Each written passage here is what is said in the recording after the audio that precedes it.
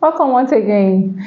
So, I remembered, I think some days back or some weeks back, somebody chatted me up and said, "Please, I don't understand. Is it possible for us to just address this issue that she doesn't understand why somebody will inherit trauma from social media and suddenly the person start getting scared." So apparently somebody spoke to her and then the person was like he's suddenly scared of marriage and he doesn't want to settle down because of the things he's been saying. And then she was like, his parents are happily married, so why the hell is he scared? And I told her that there's a lot of things. So in case you're in that group, or maybe you're the admin of the WhatsApp group of people who inherit traumatic experiences from other persons, I'm here to help you on how to do it. Once again, you're welcome to Brace Up Integrated Consult. If you're just joining us, remember to subscribe.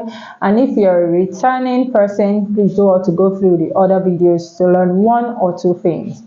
So how do you do? Because this is the social media age. I should remember 2020, that is October 20th, 2020. For most Nigerians we know during the NSAS period, it was one of those my traumatic moments where I was watching this thing, I was crying my eyes out. I remembered I didn't get myself. An experience that I really don't want to go through. And I remember coming on social media and someone made a post. They said, if this thing is too much for you, then go offline. See, please understand this, that everybody comes online on social media to pour out their anger, their frustration. In fact, if they see you living happy, if they see you living the life they are not living, they feel that you're either faking it or, don't worry, reality will still be caught up on you. So how then do you now manage it? Because you have to do your business on social media, you have to make friends on social media. I've made quite a number of friends on the social media. So how then do you do it? So for me personally, I love to be very personal. So it doesn't feel like it is the general rule. Obviously, there are still some that are general, but I will just state some. So what I started doing, because when I found out that I easily get triggered. For instance, number one, I will tell you, find out your triggers.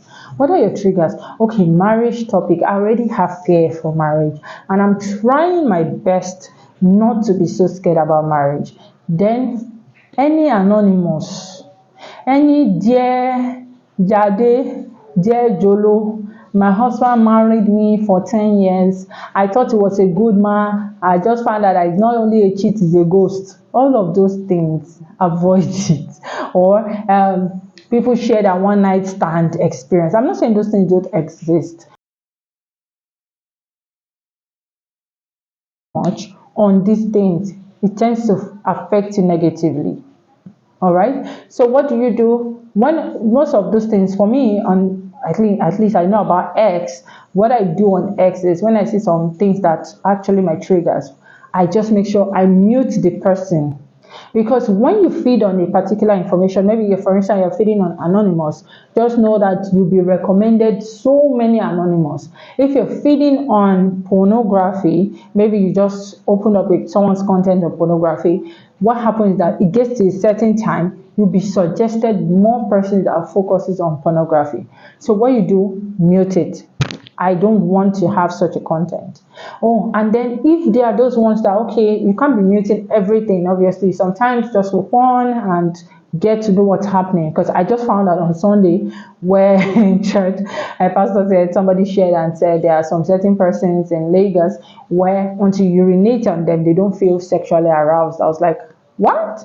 Do they do things like that? Yeah, things like that. So sometimes you need those information. So what you do is, maybe those times where you see some content you really want to read, don't go too much into the comments. Comments, oh my god, a lot of times when I see some person's comment, I can tell how broken they are, how frustrated. And you know the funny thing, some of them are so happy in whatever they are doing in their relationships, but they will just come to mislead. I have a friend that got married in 2020. The month of our wedding, this lady was still posting men as come. Whereas she was getting married and had already bought the Ashwebi. Men has come. These are 40 year married with two children. So sometimes some person just come to catch very costly cruise. A lady can be posting online and say men are the most terrible persons, and you find out that she's resting on the shoulder of a man. Yeah, so it's not everything that you believe that you see on social media you should believe. Then the next thing I think I should make, this should have been number one, is be done on who you are and what you want. Everybody has different perspective about things. What I have about life, my perspective about life may be different from yours. What I have, my perspective about marriage may be different from yours. Doesn't mean we are wrong. We just have different angles, and it's possible actually we could be wrong, because I've heard somebody say it doesn't matter if my husband cheats on me, so far he takes care of me and my daughter. And I'm like, it's your own mindset of your marriage. My marriage, there's nothing like cheating, and it's going to be like that. And the funny thing is that what she asked of, that's what she got. Her husband was cheating on her back to back. Like, it wasn't just one lady, it was kind of like two, and she doesn't know. She's thinking it's faithful. So know what you want and stand by it. Pray for what you want. God answers prayers. All right. Know what you want from for your life, for your relationship, for your children. And then also the next one, like I said, your triggers. Find out your triggers, and then regulate your social media intake. Oh my God, there are three gates. I think I may probably just talk about the different gates that we have. That is the eye gate, the ear gate, and the mouth gate. So there are three different gates. So you should mind what comes into you, especially, not especially, all of them are as important as the other. What you see, what you digest. So please don't just take anything, regulate it. I know of someone that said until he finishes everything he's doing for that day before he goes on social media, and he'll tell you that I limited my social media digestion per day. For maybe, for instance, TikTok, he limited it to like 30 minutes.